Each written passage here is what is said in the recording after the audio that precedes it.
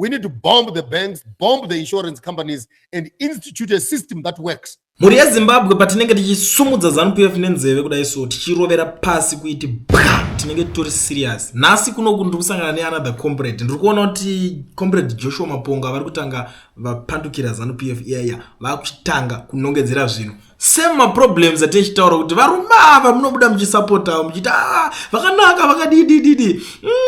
Life ikanyatso kudzvanya mushe. Unozoona kuti unongo chinyeberana nevamwe unongo chinyeberana navo. So nasi panapa ndingorine something that I want to show you Joshua Maponga achitaura reason yekutanga cause inini ndatoda kuziva kuti kona comrade why chichachinja makatanga muchiti muri kusupporta muchisaidhira Zanupf navamnangagwa.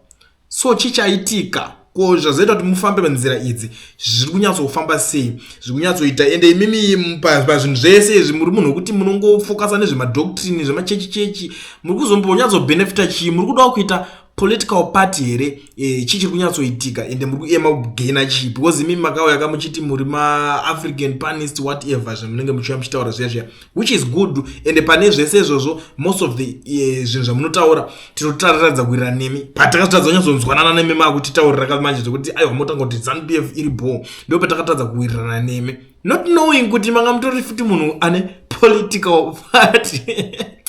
Without wasting much of your time tisanda tokuplayera zvandiro kuti munyatsonzwisisa zvitaura naJoshua Maponga panapa gedza ndingogara ndangoonesana nemindo ndatorwa pasi mosara makateerera.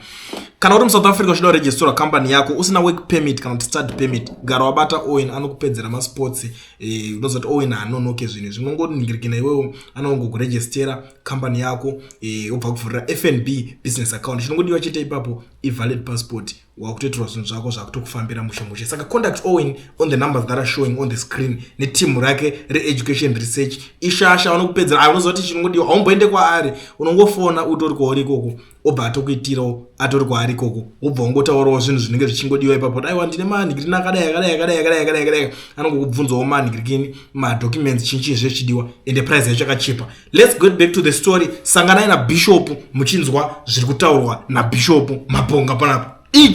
The first question, what has changed? Nothing has changed. I actually had started a political party which had the name Zimbabwe Indigenous Movement during the Mugabe regime, and I wanted to come and run and stand into the election space. That's not a secret. Everyone knew that. But it coming into the country, when I heard that there had been a change of horses and Honorable Mnangagwa was in power, I'll give you intel. I made an appointment and I went up to meet up with him. And I was new in the country. I'd been away in diaspora for 33 years plus. And I felt it was not fair for me to come here and just start pushing things around in a politics, in an economics that I did not understand. So I made a decision, a very conscious decision, which was very expensive though, where I decided when I was reading about Zimbabwe on the social media space to find that the negative energy that the young people were pushing, in as much as they were shouting at the government, but it was negatively affecting the economics and investments of the country. So I met up with the president and I struck the deal. And the deal was that I was going to do positive rebranding of the entire country. Not rebranding him as a president, but identifying NDS 1 and NDS 2 in the projects in which they had achieved and accomplished the green projects, the brown projects, and the purple projects, whatever, which is planning, doing, and completed. So when you say I was supporting the ZANU-PF, it is in that direction that I started walking around the country, making an assessment from Gwai to Bulawayo, to Mtare, Rarim, Sarabani, Chinoi, and I've traveled the width and breadth of this country to rebrand a positive image so that our investors can begin to look at us positively.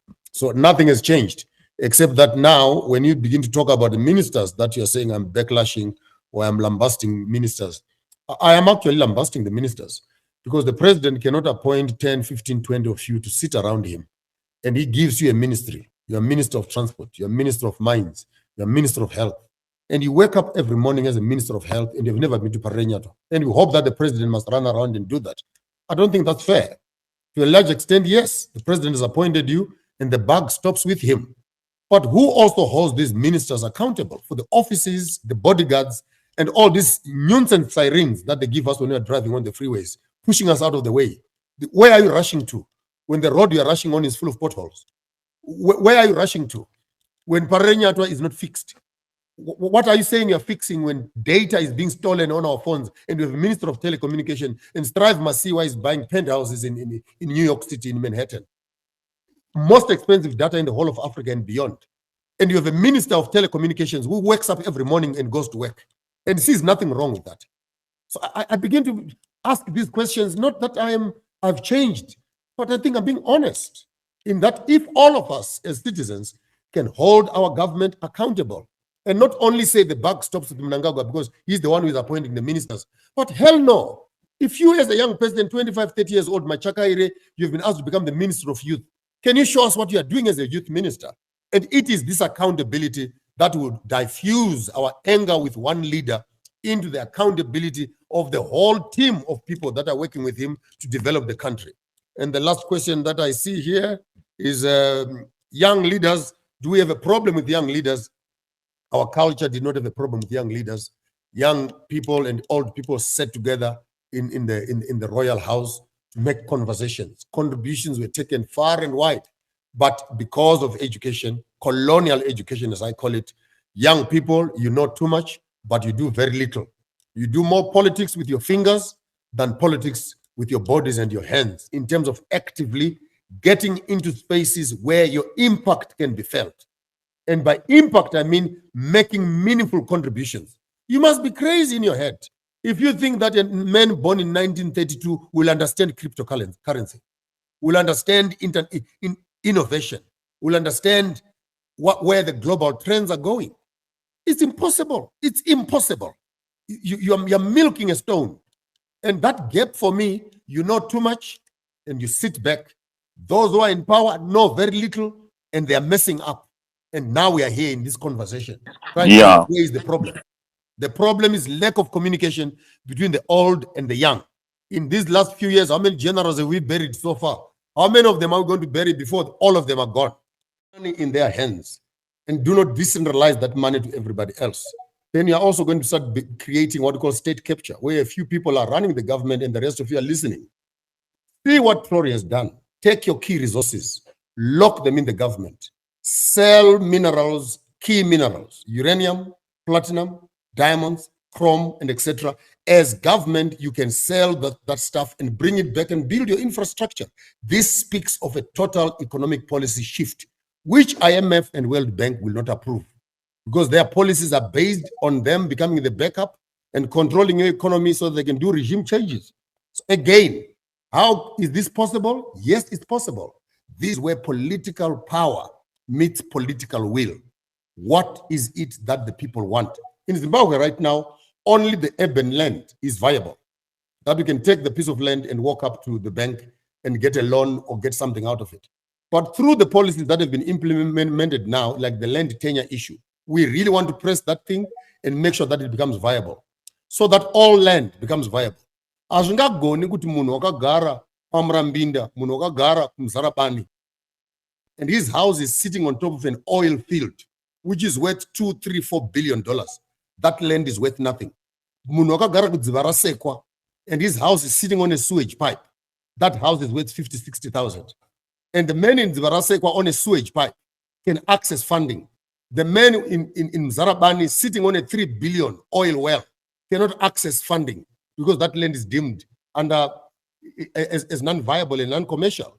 So you need to make the whole land viable first, and those that are owning the pieces of land can walk up to the bank with the backup of government and insurance policies, activate the government by simply doing the land tenure issue.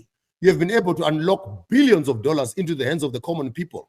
Where mbuya wangu wari kwa Chivi, kwa Bikita, wari kuCholocho, wari kwa Mbudzia, can now take their small to 10, 15 hectares, do a survey on the land. What is on the land, on top of the land, underneath the land, and walk up to the bank with a feasibility study. This is what I have, and convert the entire, by the way, 80% of Zimbabwe is mineable. 80% of the country. 80%. Is sitting on minerals, but most of that land is worth nothing. Why? Because the colonial system told us only Harare, Gweru, Kwekwe, and Mutare are viable lands that you can go to the bank and trade. We need to break from that financial model because it does not empower the poorest of the poor.